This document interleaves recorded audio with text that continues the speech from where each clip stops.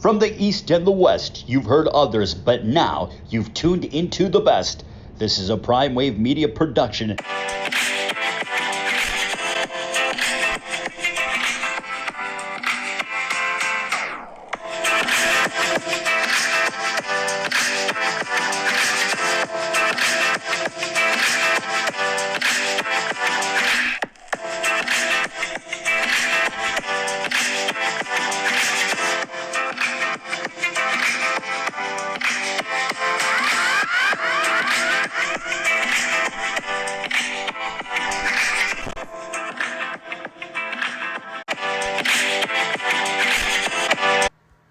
What's up, world? It's the one and only Pop DBIC, the Primetime Capper, and this is the premier sports betting show, and this is the Primetime Angles Live on IG, and I know I'm getting started a little late, but it'll be just in time, so don't worry about a damn thing. But you already know yesterday, we cleaned up very nice yesterday. You guys know that as well, too, because yesterday in the NFL, we had the Houston Texans money line. Boom. Over 13 first half for clients. Boom. Over 27 for the game. Boom for the Texans. And then we had the over 25.5 for both teams in the first half. Boom. Cash those tickets out. Then Washington took care of us and really took care of us at the end of the night. Washington goes ahead, covers the 3.5 show bets. Then we also went ahead and got the Washington over 9.5 first quarter with the Cowboys total, and then we got the team total in the first half, the over 9.5. So that means we went 6-0 in Thanksgiving bets yesterday, and my client swept last night as well too. Thank you, Purdue, for getting those last points in there last night to cover that to cover up. So pretty much all I'm saying is that the movement is moving. And I'm telling you right now, if you like really cashing tickets, you need to jump all the way in, brother. So that's all I'm saying to y'all. I ain't begging, because y'all already know my clients can speak for me for themselves. They are getting money right now. We have been killing it the last 3 months. Ever since sports came back, we haven't had to lose a month yet, okay? So that's all I'm just saying. Early bird special is in full effect right now. So you DM me if you are interested, because it's one flat fee. You get the rest of this year and 2021 as well. Nobody can beat this deal that I'm giving out to you guys at all. So pretty much get in where you fit in, all right? So let's go ahead and get it started, because I know I don't have a lot of time. But we're going to jump into some futures first with the NBA. And up first is going to be the Atlantic Division. And in the Atlantic Division, we got ourselves a really good group here. The Celtics, I got them going over 46.5 wins. I think adding Tristan Thompson to the fold, that's a very, very good move for them, because they need an enforcer in the middle as well. Also think that with the healthier Kemba Walker next season, they'll be damn good, really good. And Tatum and Brown are about to take they're about to take it to the next level. They remind me of two guys that used to play for the Pistons. One, Grant Hill, the other was Allen Houston. Both left the Pistons pretty early, so they didn't really know how great they could have been together. But still, this is what it would have looked like if those two would have stuck together. Tatum kind of in the role of Grant Hill, and then you got Jaylen Brown. He's not as great a shooter as Allen Houston yet, but he is getting there. And I think he's a little bit more athletic than Allen Houston as well too. But the Celtics, getting rid of Hayward, now they got that monkey off their back a little bit. They don't have to put pressure on themselves to make sure that the highest paid guy on the court can be on the court. So now they've gotten rid of that contract. That bad contract was never a good deal for the Celtics. And pretty much now I think that they're fully aware that now they know exactly who their team is, and they'll easily go over 46.5 wins. And then we got the Nets under 45.5 here. I know that it looks kind of funny right now. I'm not hating, but I think that the Nets are going to be hit 45 like right on the nose. And what happens here is that the Nets are going to have chemistry issues this year, and they're going to have injury issues. You have to understand, they're not going to play KD in pretty much most of these games. They're playing 72 games. I would say KD plays 50, because they're going to have to let him get off nights when it's back-to-backs and things of that nature. Same thing goes for Kyrie Kyrie as well too, because he'll be like, oh, my wrist hurts, oh, my ankle hurts. Whenever KD wanted to sit out, he'll probably want to sit out too. So pretty much you have to understand that those guys are probably only going to give them 50 to 60 games each. And I would say the way that they're tearing down the roster, this team it's gonna be hard for this team to win without those two. Before, when they just had it when they just had the squad around Kyrie, that team could win without Kyrie being there. But this is a different monster. This is a different day, and I think that with the brand new head coach, things are going to be the transition's not going to be as quickly as most think it's going to be. And the 76ers and Nets are pretty much, to me, the same team. You got the Nets, they got their two superstars as well too, and they've added they added Danny Green, that's for the shooting, but I think that the coaching is going to be the thing that gets the Sixers right where they need to be. Doc Rivers is good enough to get you to 45, 46 wins this season. And pretty much, that's what it is with Doc. Doc might not get you to a championship or anything like that, but he will get you to the playoffs, and I will give him that. So there it is, over 44.5 for the Sixers. I think that the Raptors are going to regress this season. I think that pretty much they have ran their course a bit, and I know that Van Fleet's coming back and all that good stuff, but I would think that now is time to for Kyle Lowry, if they do not play well this season, for them to move Kyle Lowry as well too, move that money off the books and really restart this whole Raptors thing. They got their championship. They can go ahead and rebuild this thing from scratch, in my opinion, with the Raptors, and get the flow going the way that they want to get it going. And Nick Nurse is already a damn good coach, but I just feel like it's going to be a little bit of a fall-off point for this team. We did see that. We did see signs of that in the playoffs last year as well, too.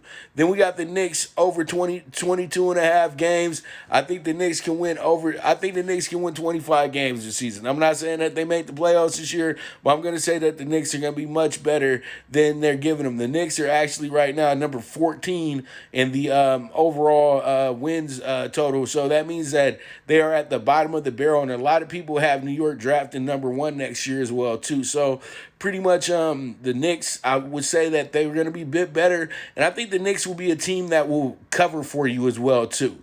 So we'll be paying attention to this all season, and we'll go from there. And then we move on, and we got ourselves the Pacific Division. I got the Clippers going over 46.5 games, Lakers going over 47.5 games. They should be running away with the Pacific Division, and it should come down to these two teams on who's going to win this division. The Suns, I got them under 38.5. I don't think that they're going to play to the hype like everybody else is trying to say that they are.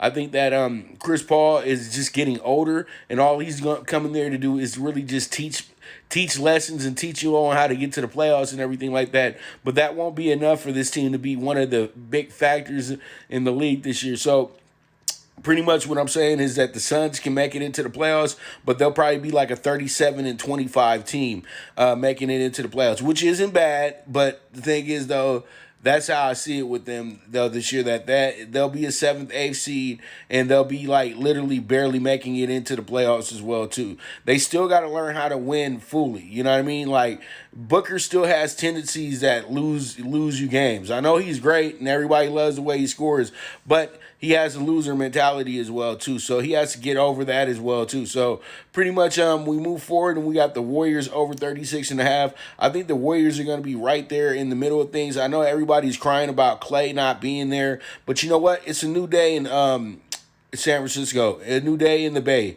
that they're going to have to go ahead and learn how to play an inside-out game that's going to actually work if they go ahead and work Wiseman in my opinion. And if they work him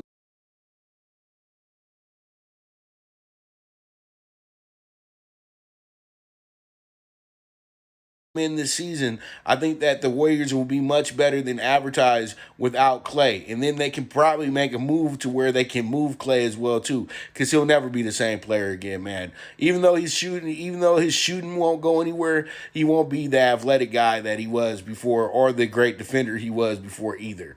All right, so the Kings under 28.5. I feel like it's time with the Kings. They're going to blow this team up, honestly. Bagley, they talking about they want to build around Bagley, Fox, and Hill. These guys are going to start getting bored with losing in Sacramento. So if I'm the Kings, if this thing really goes bad the first half of the season, don't fire the coach. Don't do any of that. Just start breaking down the team, start getting rid of the stars, and start acquiring assets, just like what teams like OKC is doing right now. You know what I mean? Acquire assets for the future, because that's really what you guys got to do. Because right now you guys are just a really good farm team in the NBA. So hopefully they can step it up, but I still think they go under 28.5 games. All right, so let's go ahead and move forward, and we got some college basketball on tap today. And if you guys want to go ahead and parlay this is a 10-team list. So pretty much if you guys want to 10-team the parlay, it would be 6-1-6-1. So that means that, dude, you can put up $1 and make $616. But you bet it in $1. Okay, if this bad boy is a sweep, you better put 20 on it so you can make you some money. You know what I mean? Make you a quick $2,500. But you know what? These are a lot of games to win for that as well too. So I would say single what you like the most, or single them all and see where we go from there. And if you do parlay it and we sweep, that's the reward, dog. That's a big bonus right there. So we got Evansville +1. Then we got Troy +8.5. Also doing Tulane today -6.5. Bryant is playing against Syracuse today. I'm taking them with the +23. I think that Bryant figures out a way to backdoor that thing. And then we have Arkansas State. I got them at 13.5. Then we have Seton Hall. Have them today as well too. Seton Hall is a possible winner today as well too. They're a ranked team going against an unranked team. I know Louisville is good, but Seton Hall, these boys in the Big East, they play a little gritty and a little grimy, and this does bother teams, especially teams in the ACC. So I do love Seton Hall today. +6, and then maybe you might want to money line that bad boy as well too. Then I got 11.5 on Houston as well today. Houston's playing against Boise State, but I think Houston's going to be a much improved team this season and may run away with the AAC this year with no Connecticut being in the building anymore. Then I got Nicholas State today. Nicholas State, this is a rare one, but I think that this team is going to be good enough to win today, and they should win by 6 or better. Marquette should win this game by 20 or more, and Iowa should win. Iowa should bring the 40 out for us today, honestly, because they got themselves a matchup where it says that they shouldn't lose. They should not win by less than 30 points today, in my opinion. But we will see, because you know how it be, and you know there's no fans here, so you know it's going to be some off nights with these teams as well too. So let's go ahead and jump into the PrimeTime PK6 for college football today. 56-1. You guys already know I had the under 53.5 with Nebraska and Iowa. That was already on the bets list, so we're going to put it on the parlay today. Also going to throw in the over 70 on Notre Dame and UNC today as well too. +16.5 on UNLV. I think, as I said before, I feel like UNLV does get the cover today, the possible victory, because Wyoming plays so bad on the road. So pretty much I'm taking UNLV with the +16.5. Let's see how it shakes out. Hopefully they're not a victim today and they step it up and get us some money today. Then we got Cal in the Battle of the Bay going against the boys, the arch rival Stanford today. And I really do like this spot, and I think Cal should take care of business, because you know what? Cal kind of had a bad start, but that's because they had 2 road games, and they had a game that they didn't know that they was going to play this early in the season as well too, when they played UCLA. So pretty much +110 on Cal. Let's see how it shakes out. And then we got Oregon in the Battle of Oregon, the Civil War. So let's go ahead and circle Oregon. I think Oregon's good enough to win this game by 2 touchdowns today. And then I got the Texas money line against Iowa State today. And I think what happens here is that we go ahead and cash that damn ticket. And I think that this group of 6 teams right here is a great group to go ahead and try to cash out today. 56-1, single what you like, and we move forward from there. But there it is. I know that it took a while, and I know that games are about to kick off right now, but still, you guys, if you watch the show live, you're gonna go ahead and get it. And I'm gonna try to tweet this out as quick as possible once we get done with the show. Okay, so pretty much, hopefully these games get started in the next 10 to 15 minutes and not in the next 30 seconds, okay? So pretty much it is what it is. It's a Friday. It's a busy day today. I was trying to get this out as fast as possible, but We got it. It's here. You guys aren't going to miss all the games, but you know, these damn games start real early on a Friday for your boy, but it's all good. No excuses there.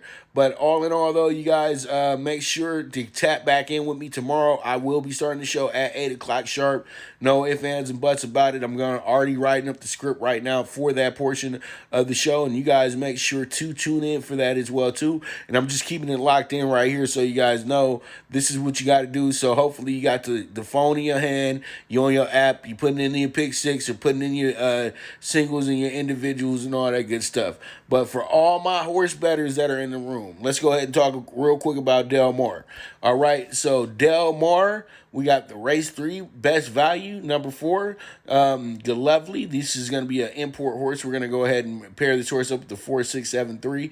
And pretty much this should be a good group right here. I really do like it. This is the best value of the day. This is going to be a starter optional claimer as well, too. Then we got the classic Hollywood Turf Cup. This race has produced many great champions in it as well, too. So I'm going to go ahead and circle the Red King in this one, and we're going to go ahead and pair this horse up with the 5, 8, 4. You guys box it up 3, 4, 5, 8. And then we got the nightcap. Let me at him. My man Doug O'Neill and Mario Gutierrez team up for this one right here, and we're going to pair up the 2, 4, 1, 8, 6. And then we also have the late pick 4, races 6 through 9, all bet 3, 4, 5, 8, 4 deep in leg 2. We're going to single to 1 in leg 3, and then we're going to go 2, 4 in leg 4, and that's going to end the night with a $32 investment with that. So pretty much I want to thank you guys so much for tuning in today. You guys are the absolute best. You guys know that. And we'll be back tomorrow to get you some more winners. So make sure to tap in, tune in with me, 8 a.m. tomorrow. I'll make sure to make the announcement for you, and I'll be on time tomorrow as well, too. You know what I mean? I got so much going on in the morning. I had to make sure clients had their plays and everything before I started. So pretty much there it is. You guys are the best. I hope everybody's enjoying their Thanksgiving, enjoying your Black Friday as well, too. I hope that I was very helpful with you guys for your Black Friday this weekend as well, too, because I know if you tell me yesterday and if you're a client, you cleaned up, and we're going to clean up all weekend, okay? So keep riding the wave and keep helping me move this movement, all right? We doing well. We're doing a great job, but let's keep it up. Let's keep the enthusiasm. Let's keep the excitement. This is the premier sports betting show with the one and only Pop DiBiase, the primetime capper, and this is the Primetime Angles live on IG, and I am gone.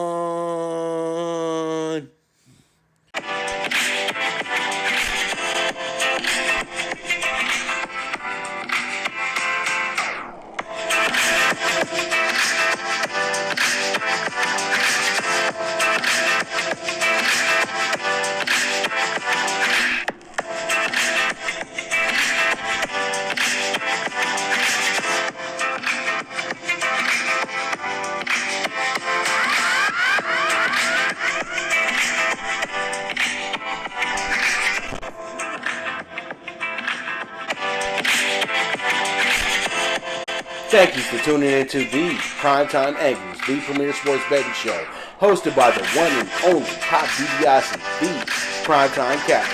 This is a Prime Wave Media production, and go ahead and press that subscribe button.